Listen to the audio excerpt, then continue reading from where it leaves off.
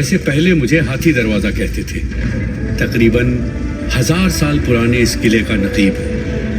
नकीब यानी कि दरबान, पहरेदार। मेरे इस किले को कई बार तोड़ तोड़कर बनाया गया।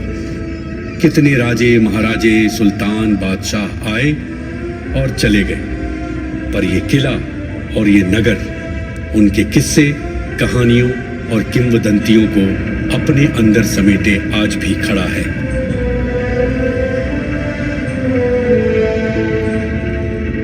कई जंगें देखी मैंने, तलवारें, तीर, तोपें, गोलियां भी देखी और देखा काफी बहता खून। इतना कि लोग मुझे खूनी दरवाजा कहने लगे। कतई पसंद नहीं है मुझे यह नाम। मेरी कहानी यूं तो 900 साल पुरानी है।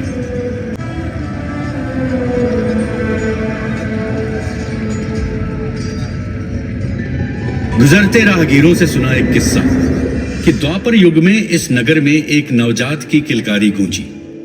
बड़ी डरावनी आवाज थी।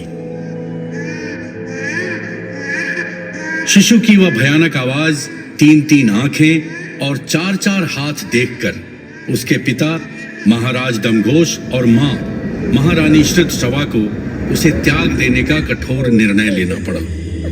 पर एक आकाशवाणी ने उन्हें ऐसा करने से रोक दिया। मथुरा के सांवले यादव राजकुमार ने जब अपने इस नवजात फुफेरे भाई को गोद में रखा तो उसके ये अतिरिक्त अंग झड़ गए और आवाज भी ठीक हो गई, बिल्कुल वैसे ही जैसा उस आकाशवाणी में कहा गया था। वह यादव राजकुमार और कोई नहीं, स्वयं भगवान कृष्ण थे। वह नवजात शिशु था इस नगर का भावी राजा शिशुपाल।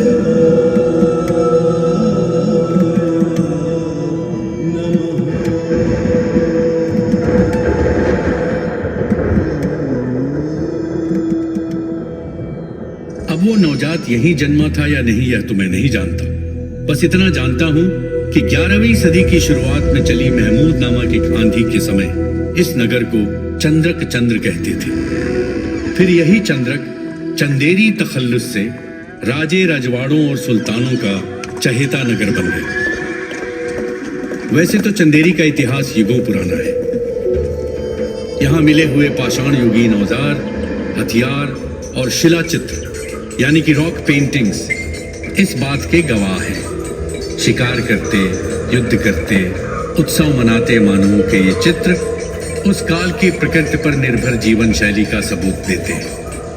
मगर इतनी पुरानी विरासत के बावजूद चंदेरी की असली पहचान उतनी पुरानी नहीं है। और वो पहचान है यहाँ का रेशमी सूती ताने बाने से बुना, सोने चांदी की जरी से सजा हवा सा महीन कपड़ा। इतना महीन कि एक बार बादशाह अकबर को यह कपड़ा तोहफे में भेजा गया, सिर्फ 1 हाथ बराबर खोखले बांस में बंद करके।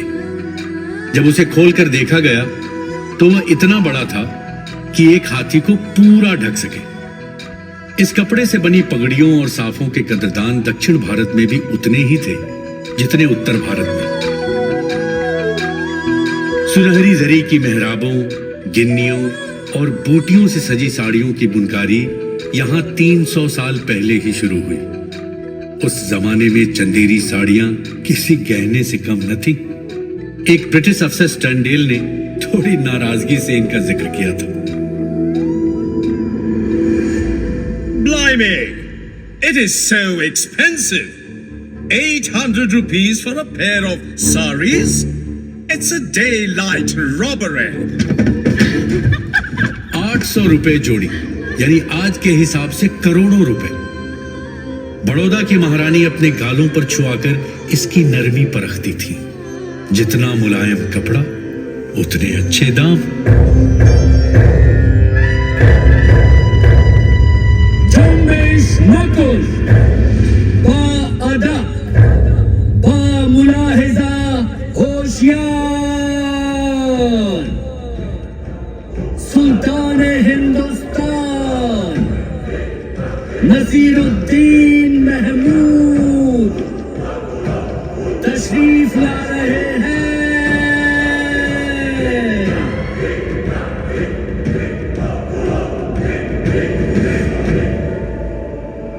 जहांपना सिपाह सालार गयासुद्दीन बलबन सुल्तान की खिदमत में हाजिर है।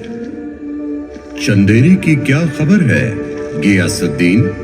सुल्तान की दुआ से और सूबों की तरह चंदेरी में भी अब दिल्ली सल्तनत का परचम लहरा रहा है। बहुत खूब गियासुद्दीन, तुम बेशक एक काबिल सिपह सालार हो। ये सब सुल्तान की जर्रा नवाजी है, वरना ये गुलाम किस काबिल है?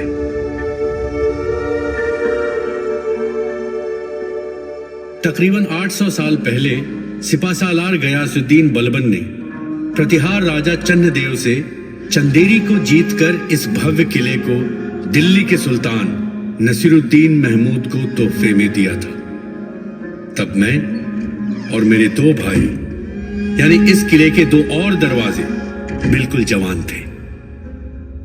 बदलाव को हमने पहली बार करीब से देखा था और पहली बार हमें यह पता चला था कि दरवाजे बदलाव नहीं लाया करते, सिर्फ उसकी गवाही दिया करते। इस किले को महाराज कीर्तिपाल ने बनवाया था। उन्हीं के सम्मान में आज भी इसे कीर्ति दुर्ग कहते हैं। कई इमारतें हैं इस दुर्ग में, अलग अलग काल में बनी हुई। 3 मंजिला महल, कुरान की आयतों से सजी खलजी मस्जिद, धधकते जौहर का स्मारक जौहर ताल और बैजू बावरा की समाधि।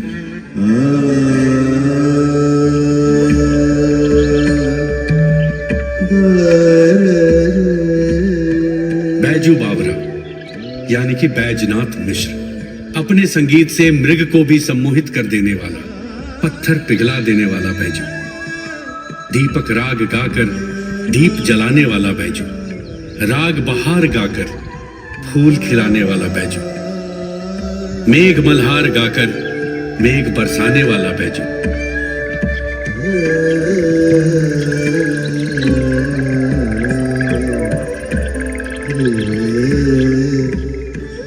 बैजू चंदेरी का ही बेटा था, अभी भी है उसका घर यहां पर। शुरुआती संगीत उसने हवाओं, कोयलों, फूल पत्तियों और प्रकृति की गोद में सीखा। फिर बाद में वृंदावन जाकर महागुरु स्वामी हरिदास से। बावरा था वो संगीत की खातिर या फिर बिछड़े मीत की खातिर, कौन जाने।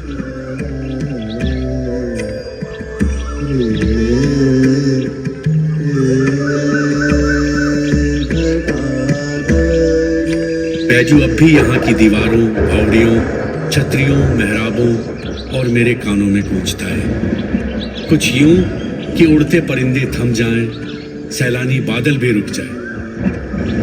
कभी कभी तो मुझे लगता है कि भगवान भी बादलों के पार से नीचे उतरकर बैजू को सुनने आ ही जाया करते होंगे।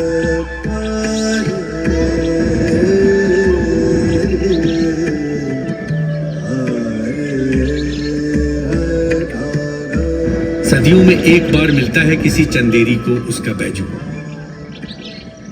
बैजू बावरा की उस रसीली आवाज ने इस नगर की मिट्टी को हमेशा रसिया बनाए रखा। मोहब्बत के अंकुर यहां फूटते रहे, फिर वो मोहब्बत इंसान की इंसान से हो या भगवान से।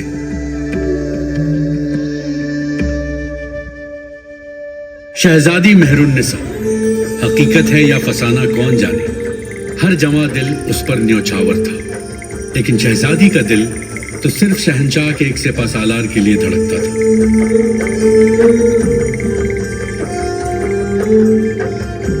शहंशाह को यह बेमेल मोहब्बत कबूल नहीं थी।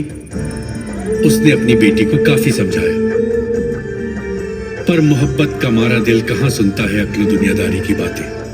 हार कर जालिम शहंशाह ने सिपा सालार को एक जंग में भेज दिया और साथ ही उसके जिंदा वापस न लौटने की साजिश भी कर डाली।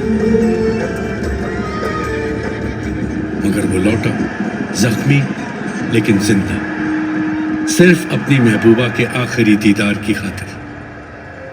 उसने जहां आखिरी सांस ली, शहजादी ने भी वहीं अपनी जान दे दी। तब जाकर शहंशाह को उनकी मोहब्बत पर भरोसा हुआ। उसने उसी जगह दोनों को दफनाकर एक खूबसूरत मकबरा बनवाया, शहजादी का रोजा। चारों ओर तालाब से घिरा हुआ, ताकि कोई जोड़े को जुदा न कर सके। ताउम्र वो शहंशाह एक नाव से हर शाम शहजादी के रोजे को निहारने आता रहा।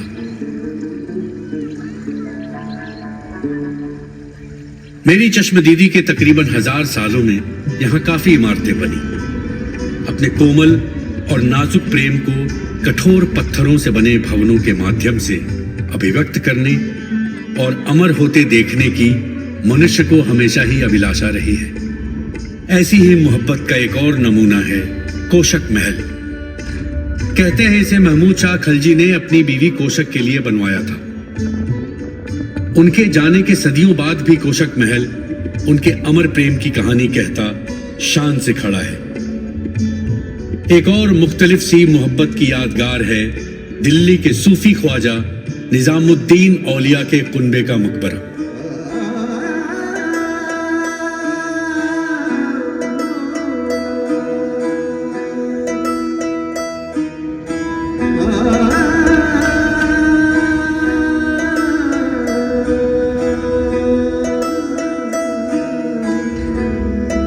इंसानियत की यादगार, मौसीकी और शायरी की यादगार, अकीदत की यादगार। कई दरगाहें इस मकबरे में। थोड़ी ही दूरी पर है 3 गुंबदी जामा मस्जिद। इस दुर्लभ बिन मीनार की मस्जिद में आज भी हर जुम्मे को 2500-3000 हजार श्रद्धालु नमाज अदा करते हैं और ईद पर तो नमाजियों की संख्या 8000 तक पहुंच जाती है।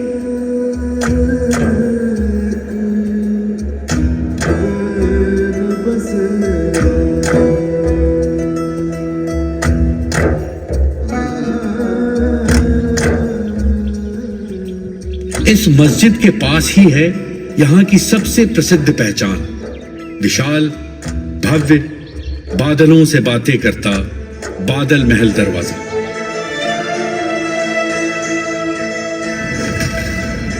शायद ये मालवा के खलजियों की दिल्ली सल्तनत पर जीत का स्मारक है।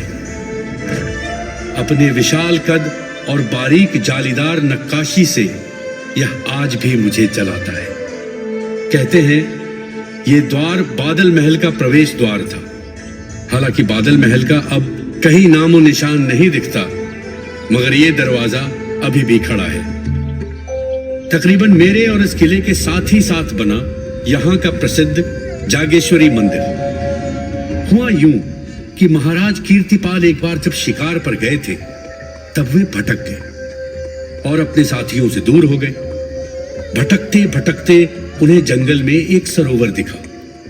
ये वही सरोवर है जो आज परमेश्वर ताल के नाम से जाना जाता है। ऐसा कहते हैं कि रोगहारिणी देवी जागेश्वरी ने स्वयं प्रकट होकर महाराज कीर्तिपाल को यह मंदिर बनाने का आदेश दिया।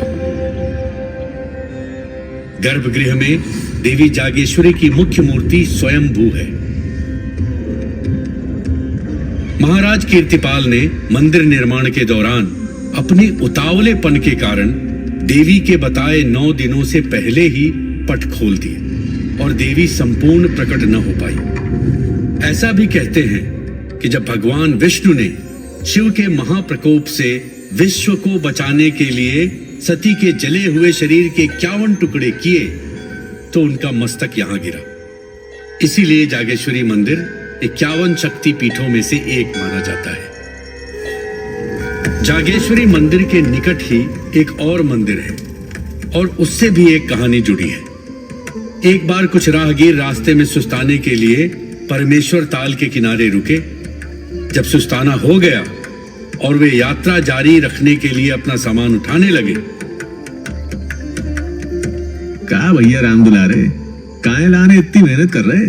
अरे कछु नहीं राम रतन भैया, जब मूर्ति ससुरी ना हिल रही। का कह रहे? तने खमाऊ लगाए हाथ? आजा भज्जा लगा लो। अरे ना हिल रही भैया ये तो। सभी ने बहुत जोर लगाया पर भगवान लक्ष्मण की वो मूर्ति टस से मस न हुई। बात फैल गई और इस घटना को एक तरह का शगुन मानकर वहां एक मंदिर बनाया गया, लक्ष्मण मंदिर, उर्मिला पति लक्ष्मण। इंद्र पर जिसने विजय प्राप्त की, उस इंद्रजीत पर भी विजय प्राप्त करने वाले लक्ष्मण, रामानुज लक्ष्मण।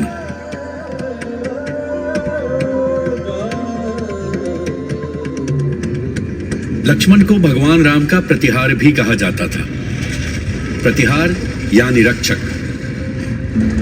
भारत के मध्यकालीन इतिहास के सबसे शक्तिशाली राजवंशों में से एक गुर्जर प्रतिहार वंशज स्वयं को लक्ष्मण की ही संतति मानते हैं। महाराज कीर्तिपाल भी प्रतिहार वंश के ही राजा थे। प्रतिहारों ने 8वीं शताब्दी के मध्य से 11वीं शताब्दी तक भारत के एक बड़े हिस्से पर राज किया और आर्यवर्त के महाराजाधिराज कहलाए। प्रतिहार राजा नागभट्ट प्रथम ने कई अरबी सेनाओं को पराजित किया। उनके उत्तराधिकारी नागभट्ट द्वितीय सबसे शक्तिशाली प्रतिहार राजा बने। फिर रामभद्र, मिहिर भोज और महेंद्रपाल के नेतृत्व में प्रतिहार साम्राज्य बहुत फला फूला।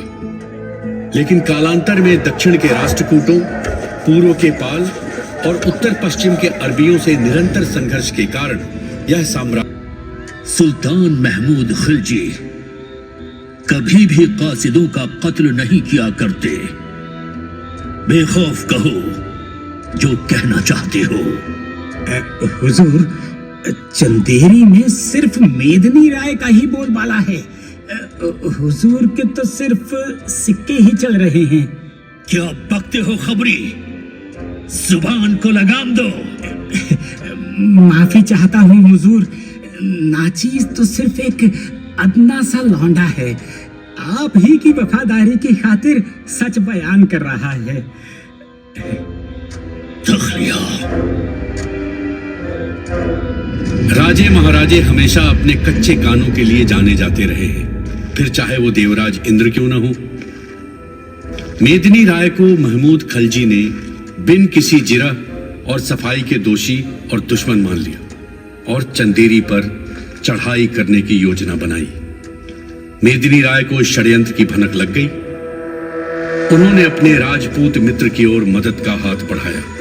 वह मित्र थे मेवाड़ के राजा, कई राजपूत राजाओं के महाराजा, वीर पराक्रमी योद्धा महाराणा संग्राम सिंह सिसोदिया, यानी कि राणा सांगा। मेदिनी राय से कहिए कि वो निश्चिंत रहें। राणा सांगा के रहते चंदेरी का कोई बाल भी बांका नहीं कर सकता। महमूद खलजी से लड़ाई में हम मेदिनी राय की मदद करेंगे। सेनापति, आप चंदेरी की ओर कूच की तैयारी कीजिए।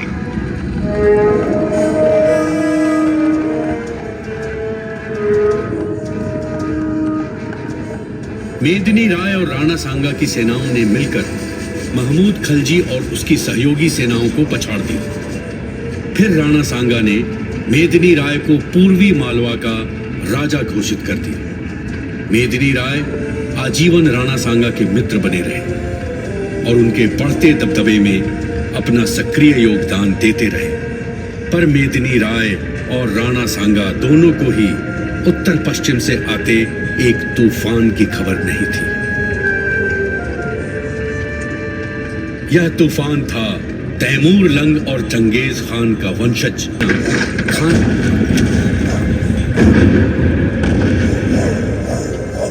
बाबर ने अपनी अपेक्षाकृत छोटे हिल उठे थे और राजवंशों ने ब्रिकेटियां तानी थी।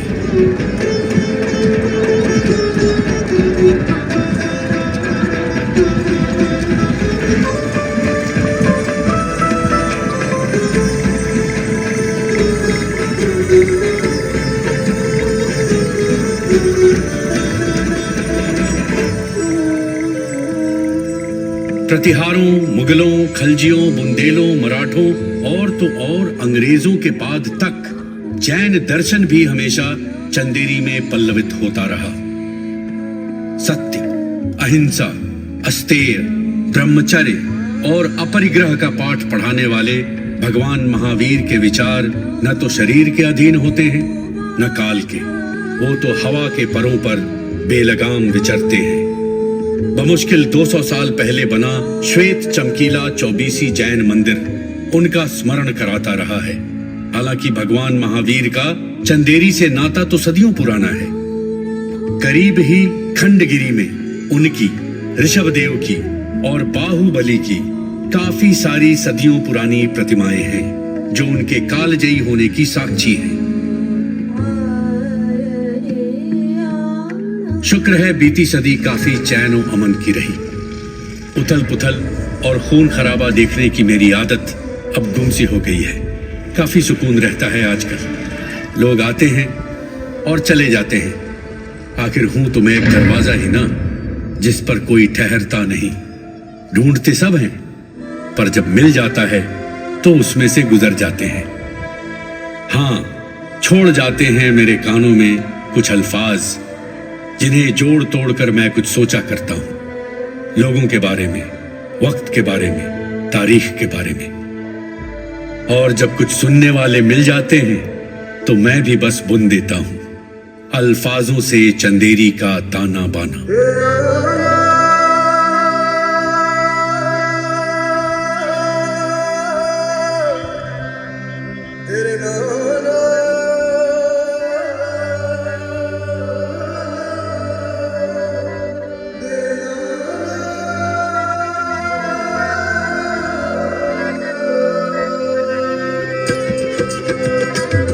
प्रतिहारों ने बोया, मुगलों बुंदेलों ने सींचा। प्रतिहारों ने बोया, मुगलों दशकों तक मेदिनी राय ने की इसकी रखवाली। वीर मराठा राज